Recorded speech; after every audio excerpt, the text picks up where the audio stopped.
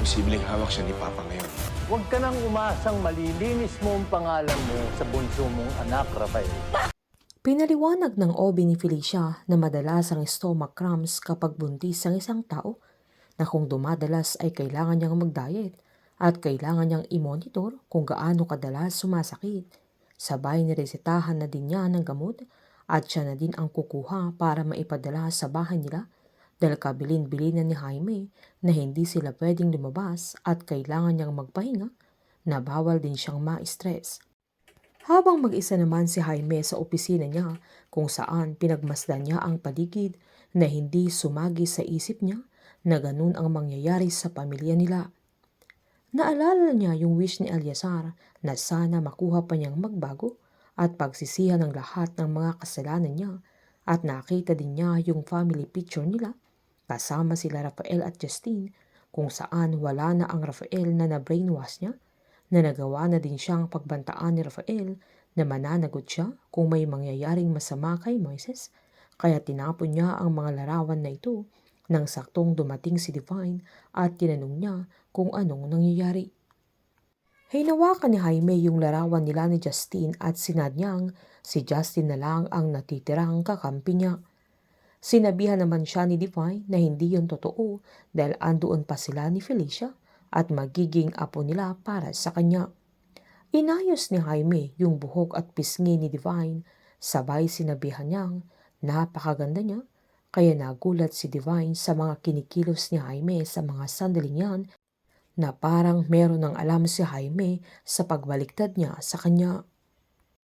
Habang sinabihan naman ni Mayor Lorenzo si Lisa na napahiya sila kay Jaime. Sinabihan naman siya ni Lisa na bumalik na lang sila sa Pilapil, sabay pinakita niya yung video ng mga nagrarally na gusto nilang ibalik sa pwesto si Eleazar bilang Pangulo at gusto nilang pabagsakin sa pwesto si Jaime na baka madamay pa sila pero sinabihan ni Lorenzo na wag niyang pansinin ang bagay na yun pero pinaliwanag naman ni Lisa na madadamay sila doon na nanindigan naman si Lorenzo na kaya-kaya silang durugin ni Jaime na kailangan nilang bumawi at mag-iisip siya ng plano kung papaano niya ulit makukuha yung regalo niya sa kanya nang saktong tumawag yung tauhan niya para ipalam na bumalik na sa Montesillo si Maxine kaya siya ang susunod na target nila. Sakto namang tinawagan ni Maxine si Kelvin habang nasa cafe sila para kumustahin ang kaibigan nila na pinasigurado naman ng binata na okay na siya na mas lalo pa siyang ginanahang mag-recover noong napanood niya yung news dahil madami na silang kakampi. Sinabihan naman siya ni Maki na kailangan pa niyang magpalakas.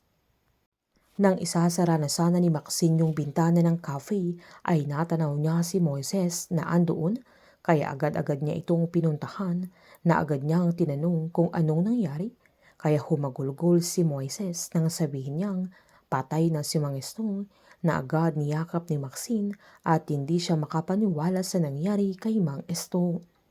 Oras na ng paniningil ni Moises at babalikan niya si Jaime at ipapasakamay na niya ang hustisya at batas dahil sa walang pusong pagbatay ni Jaime sa tatay niya na wala man lang kalaban-laban. Painit ng painit ang mga tagpo, sabay-sabay po nating subaybayan ang nalalapit na pagwawakas ng Pamilya Sagrado dito lamang po sa aking channel. Patuloy lamang po manood at mag-subscribe para ma-update po kayo sa huling 10 episode. Marami pong salamat.